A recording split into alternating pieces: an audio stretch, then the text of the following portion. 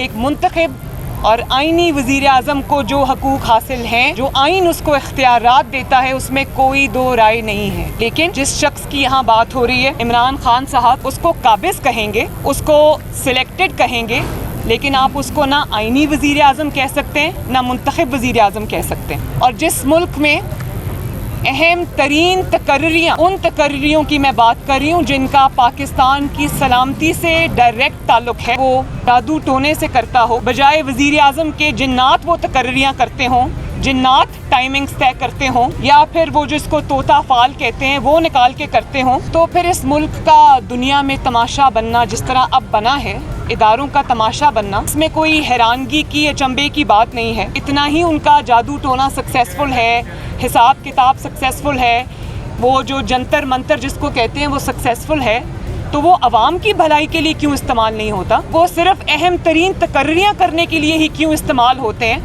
وہ اس چیز کے لیے استعمال کیوں نہیں ہوتے کہ عوام سے مہنگائی کا بوجھ کم کیا جائے؟ عوام کا اگر اتنا ہی کامیاب ہے وہ طریقہ کار، تو وہ پھر آٹا سستا کرو، اس سے چینی سستی کرو، اس سے پیٹرول سستا کرو، اس سے ڈیزل سستا کرو، اس سے اپنی کارکردگی کو بہتر بناؤ. نہ یہ وزیر اعظم کے اختیارات کے استعمال کا مسئلہ ہے، نہ کسی جمہوری اصول کا مسئلہ ہے، یہ اپنی ذات کو اور اپنی حکومت کو چند دن اور مہلت دینے کا نسخہ ہے. نون لیگ نے D G I S I کی تعیناتی سے متعلق اپنا موقف واضح کر دیا ہے. آج مریم نواز نے میڈیا سے بات کرتے ہوئے کہا کہ یہ وزیر اعظم کے اختیار کا مسئلہ نہیں ہے، نہ ہی کسی جمہوری اصول کا مسئلہ ہے، بلکہ اپنی ذات اور حکومت کو چند دن مزید دینے کا نسخہ ہے. مریم نواز نے مزید کہا کہ آج عمران خان کو ووٹ کی عزت دینے کی بات یاد آ گئی ہے، انہیں سیاسی شہید نہیں بننے دیں گے. پورا ملک اس وقت بند ہے، اداروں کا ملک کا تماشا بن چکا ہے، صرف اس لیے کہ ایک شخص کو آپ نے ریٹین کرنا ہے کیونکہ وہ آپ کی حکومت چلاتا ہے، وہ آپ کے اپوننٹس کے لیے اکھاڑ پچھاڑ کرتا ہے. کیا قوم کو آپ نے بے وقوف سمجھ رکھا ہے؟ آپ سمجھتے ہیں کہ آپ کی ان حرکات اور سکنات کا قوم کو علم نہیں ہے کہ اس کے پیچھے بات کیا ہے. ہم کل پڑھ رہے تھے کہ وزیر اعظم کا آئینی حق ہوتا ہے، اختیار ہوتا ہے. آج آپ کو ووٹ کو عزت دو یاد آ گئی ہے، تو میں آپ کو یہ بتا دوں کہ آپ کو نواز شریف بننے کی کوشش بھی نہیں کرنی چاہیے. آپ کا جمہوریت سے، جمہوری جد و جہد سے، ایک آئینی وزیر اعظم کے اختیارات سے، اس کی عزت سے آپ کا کوئی لینا دینا نہیں ہے، آپ کا کوئی واسطہ نہیں ہے. اور شیر کی کھال پہننے سے کوئی شیر نہیں بن جاتا. آج آپ بدترین نالائکی، نااہلی، کرپشن سکینڈلز کے بعد اگر آپ کو یہ اپنی فیس سیونگ نظر آ رہی ہے کہ آپ اس میں سیاسی شہید بن جائیں گے، تو یہ نہ ہوگا انشاءاللہ تعالی، نہ عوام یہ ہونے دے گی، نہ ہم یہ ہونے دیں گے. بڑے بڑے نالائکی کے، نااہلی کے، کرپشن کے سکینڈلز کا جواب دینا پڑے گا. ساتھ ہی مریم نواز کا کہنا تھا کہ اب نون لیگ یہ جد و جہد کرے گی کہ آئندہ کوئی شخص عمران خان کی طرح مہرا بن کر سامنے نہ آئے.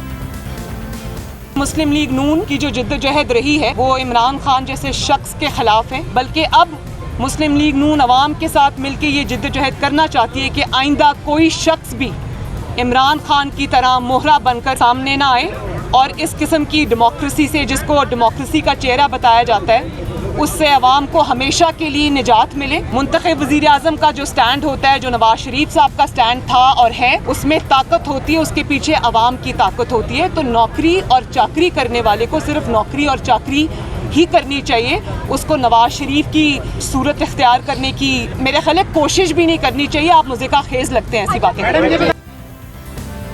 صرف یہی نہیں، آج پی ڈی ایم کے سربراہ مولانا فضل الرحمان نے بھی اس پورے معاملے پر رد عمل دیا. مسئلہ ڈی جی آئی ایس آئی کا نہیں ہے، مسئلہ ایک لیفٹیننٹ جنرل کا بطور ڈی جی آئی ایس آئی کا، لیفٹیننٹ جنرل کا. لیفٹیننٹ جنرل براہ راست چیف آف آرمی اسٹاف کے ماتحت ہے، اور اس کی خدمات کا تعین اس کے اپنے باس نے کرنا ہوتا ہے. ایک ایگزیکٹو آرڈر کے تحت بعض دفعہ ہم اس کو کہتے ہیں کہ یہ اختیارات حسن کی حد تک ہے. اختیار اس حد تک نہیں کہ اس پہ ڈٹ جائے کوئی اور کہے کہ میں دستخط نہیں کروں گا، میں سمری پہ دستخط نہیں کرتا، میں نوٹیفیکیشن جاری نہیں کرتا. جاہلانہ انداز کے ساتھ اور بہت سے معاملات پہ وہ اڑ جاتا ہے. یہاں پر بھی اس کا یہ انداز جو ہے وہ بالکل ان پڑھ لوگوں کا ہے. پارلیمنٹ کے اختیار میں کسی اور نے مداخلت کی ہے، فوج کے اختیار میں کسی اور نے مداخلت کر دی ہے، تو اس سے مشکلات تو آتی ہیں. صاحب آپ کا ہمیشہ سے مطالبہ تھا کہ اسٹیبلشمنٹ جو ہے وہ ساتھ چھوڑ دے حکومت کا. آپ کو لگتا ہے کہ آپ کا مطالبہ تسلیم ہو گیا یا تسلیم ہونے کی طرف جا رہا ہے؟ تکوینی طور پر ادھر ہی چلا جائے.